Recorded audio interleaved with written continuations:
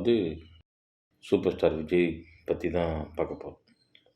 Vijay sir பிறந்தது June மாதம் 22ஆம் தேதி 1974. அவருடைய இயற்பெயர் ஜோசப் விஜய். அவர் தொடக்கத்தில் தந்தையான எஸ்.ஏ. சந்திரசேகர் இயக்கத்தில் 10 படங்கள் கிட்ட நடிச்சிருக்காரு. இப்போ வரைக்கும் அவர் 68 படங்கள் நடித்து முடிச்சிருக்காரு. அடுத்ததாக 69வது படம் நடிப்பில் இருக்கார். தமிழக அரசுடைய விருதுகள், காஸ்மோபாலிட்டன் விருது, இந்தியா டுடே விருது, சினிமா விருது, விகடன் விருதுகள் உள்பட்ட 50 விருதுக்கும் மேலே வென்றுள்ளார்.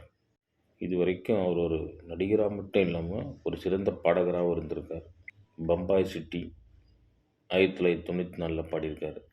பாப்பா பாப்பா விஜய் சார் பாடல்கள் பாடியிருக்காரு. இப்போ தொடர்ந்து வர எல்லா படத்துலேயும் அவரோட பாடல்கள் கண்டிப்பாக ஒரு பாட்டு இருக்கும். அவரோட தந்தை எஸ்.ஏ. சந்திரசேகர் ஒரு திரைப்பட இயக்குனர் மற்றும் தாயார் சோபா ஒரு பின்னணி பாடகி மற்றும் கருநாடக பாடகி ஆவார். விஜய்க்கு வித்யா என்ற பெயருடைய ஒரு தங்கை இருந்தாங்க. அவர் 2வது அகவையில் இறந்து விட்டார். வித்யாவின் இழப்பு விஜயை மிகவும் பாதித்தது. விஜயின் தாயாரின் கூற்றுப்படி விஜய் ஒரு குழந்தையாக இருந்தபோது மிகவும் பேசக்கூடியவராகவும் குறும்பு செய்பவராகவும் விளையாட்டுத்தனம் மிக்கவராகவும் இருந்துள்ளார். வித்யாவின் இழப்பிற்கு பிறகு அமைதியாகிவிட்டார். 1984 முதல் 1988 வரை குழந்தை நட்சத்திரமாக நடித்து வந்துள்ளார். 10 வயதில் வெற்றி 1984 குழந்தை நட்சத்திரமாக விஜய் தனது திரைப்பட வாழ்க்கையை தொடங்கினார். பிறகு குடும்பம் 1984, வசந்தராகம் 1986, சட்டம் ஒரு விளையாட்டு, இது எங்கள் நீதி போன்ற படங்களில் குழந்தை நட்சத்திரமாக நடித்தார். நான் சிகப்பு மனிதன் படத்திலும் விஜய் குழந்தை நட்சத்திரமாக நடித்துள்ளார். 18ஆம் வயதில் நாளைய தீர்ப்பு படத்தில் முன்னணி கதாநாயகராக அறிமுகமானார். விஜய் விஜயகாந்துடன் செந்தூரபாண்டி இணைந்து நடித்தார். இப்படம் நல்ல வசூல் செய்தது. இவர் ரசிகன் படத்தில் தோன்றினார். இதுவும் நல்ல வசூல் செய்தது. இளைய தளபதி என்ற அடைமொழி விஜய்க்கு வழங்கப்பட்ட முதல் படம் இதுதான். இந்த அடைமொழி பிற்காலத்தில் ரசிகர்கள் மற்றும் ஊடகங்கள் மத்தியில் பிரபலமாக விளங்கியது. மேற்குறிப்பிட்ட 2வது படத்தில் இவர் அஜித்குமாருடன் இணைந்து நடித்தார். பின்னர் விஷ்ணு மற்றும் சந்திரலேகா ஆகிய படங்களில் நடித்தார். தொடக்கத்தில் கோயம்புத்தூர் மாப்பிள்ளை படத்தில் நடித்தார். விக்ரமன் இயக்கிய பூவே உனக்காக படத்தில் விஜய் நடித்தார். இது இவரது முதல் வெற்றிகரமான படமாக மாறியது. விஜயின் வாழ்க்கையில் திருப்புமுனையாகவும் அமைந்தது. விஜயின் 10வது படம் வசந்த வாசல் ஆகும். அதன் பிறகு மாண்புமிகு மாணவன் மற்றும் செல்வா, சண்டை படங்களிலும் காலமெல்லாம் காத்திருப்பேன் என்ற படத்திலும் நடித்தார். லவ் டுடே மற்றும் ஒன்ஸ் மோர் ஆகிய படங்களில் விஜய் நடித்தார். பின்னர் மணிரத்னம் தயாரிக்க வசந்த் இயக்கிய நேருக்கு நேர் படத்தில் நடித்தார். பாசில் இயக்கிய காதலுக்கு மரியாதை படத்தில் நடித்ததற்காக விஜய்க்கு சிறந்த நடிகருக்கான தமிழ்நாடு மாநில திரைப்பட விருது கிடைத்தது. விஜய் நினைத்தேன் வந்தாய், பிரியமுடன் மற்றும் நிலாவே வா ஆகிய திரைப்படங்களில் நடித்தார். விஜய் சிம்ரனுடன் துள்ளாத மனம் துள்ளும் படத்தில் நடித்தார். இப்படத்திற்கு சிறந்த திரைப்படத்திற்கான தமிழ்நாடு மாநில திரைப்பட விருதும் கிடைத்தது. இதன் பின் விஜய் என்றெல்லாம் காதல், நெஞ்சினிலே மற்றும் கே.எஸ். ரவிக்குமார் இயக்கிய மின்சார கண்ணா ஆகிய படங்களில் நடித்தார். இவரது போக்கில் ஒரு மாற்றமாக பொழுதுபோக்கு படங்களில் நடிக்கத் தொடங்கினார்.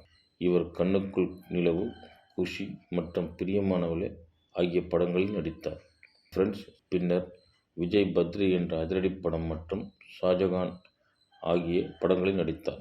இதில் பத்ரி தெலுங்கு படமான தம்முடுவின் மறு ஆக்கமாகும். விஜய் தமிழன் படத்தில் நடித்தார். இப்படத்தில் தான் நடிகை பிரியங்கா சோப்ரா அறிமுகமானார். பின்னர் இவர் யூத் மற்றும் பகவதி ஆகிய படங்களில் நடித்தார். விஜய் வசீகரா மற்றும் புதிய கீதை படங்களும் தொடங்கினார். விஜய் திருமலை என்ற படத்தில் ஜோதிகாவுடன் இணைந்து நடித்தார். விஜயின் வாழ்க்கையில் திருமலை ஒரு திருப்பு முனையாக கருதப்படுகிறது. 2002 படப்பிடிப்பு தொடங்கப்பட்ட உதயா தாமதமாகி 2004 ஆண்டு முற்பகுதியில் இறுதியாக வெளியிடப்பட்டது. தெலுங்கு படமான ஒக்கடுவின் மறு ஆக்கமான கில்லி 2004 வெளியானது. தமிழ்நாட்டின் திரையரங்குகளில் 200 நாட்கள் ஓடியது. தமிழகத்தின் உள்மாநில திரைப்பட சந்தை வரலாற்றில் 50 கோடிக்கு அதிகமாக வசூல் செய்த முதல் திரைப்படம் கில்லி ஆகும். இதன் பின்னர் கே. மதுரா திரைப்படத்தில் நடித்தார். இவர் பேரரசு இயக்கிய திருப்பாச்சியில் நடித்தார். பின் சுக்கிரன் படத்தில் கௌரவ தோற்றத்தில் நடித்தார்.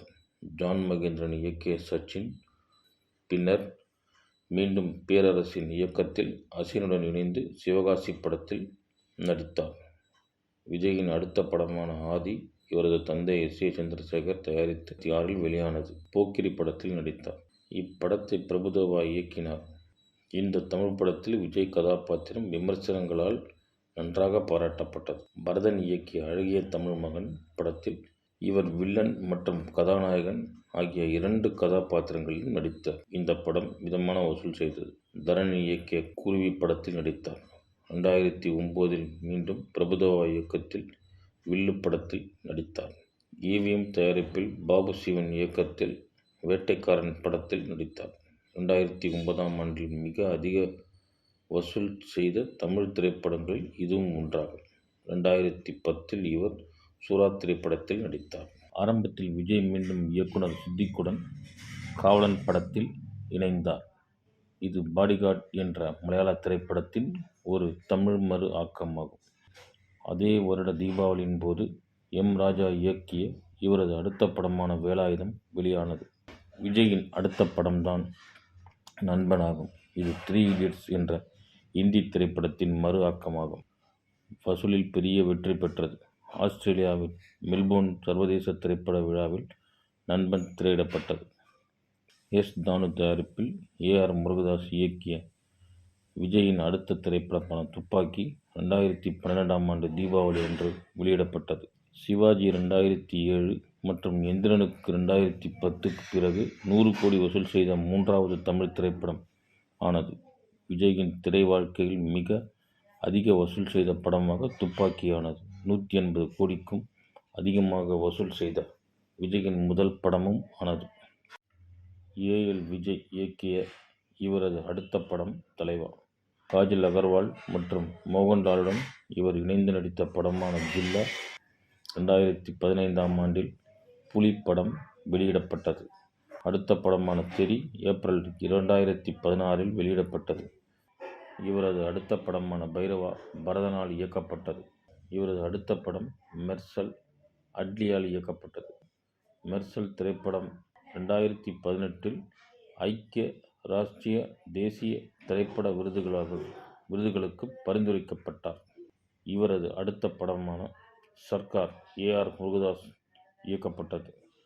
இது ஒரு அரசியல் சார்ந்த படமாகும். 2021 மாஸ்டர், 2022 பீஸ்ட், 2023 வாரிசு, 2023 லியோ, 2024 கோட் ஆகிய திரைப்படங்கள் வெளியாகியிருக்கின்றன. 2024 தமிழக வெற்றிக் கழகம் தலைவர் பதவியை ஏற்றுக்கொண்டார்.